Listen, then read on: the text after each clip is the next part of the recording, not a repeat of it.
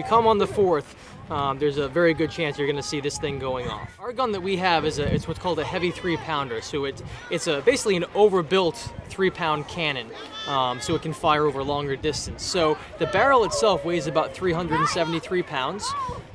It's, again, very, very heavy for the size of the ball that it fires, only being 3-pound. Taken together with the carriage and the limber that we use to pull it, we're talking about a few thousand pounds altogether. So it's a pretty big piece of equipment, hence the large wheels for actually wheeling it around in the field. So it's what's called a field piece. So a 3-pounder, under its biggest charge, which would be a few ounces of gunpowder, would fire honestly well over a mile if it was one ball at a fixed distance.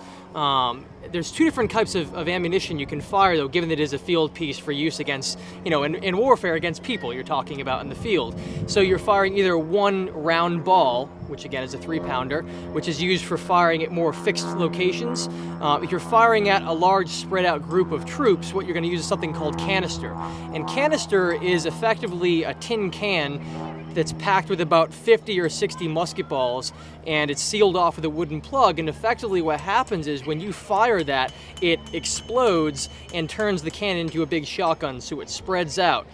We have documentation from the period, one of the treaties we've been using that was written in London in the 18th century, talking about canister being used, and it says under 400 yards, you're talking about 100 men being hit with that one round. But there's talk of bringing out for other events like, Veterans Day, Memorial Day, Patriots Day, maybe even possibly using it for our Redcoats to Rebels event in August, which is our very, very large reenactment. So the more cannons, the merrier in that case.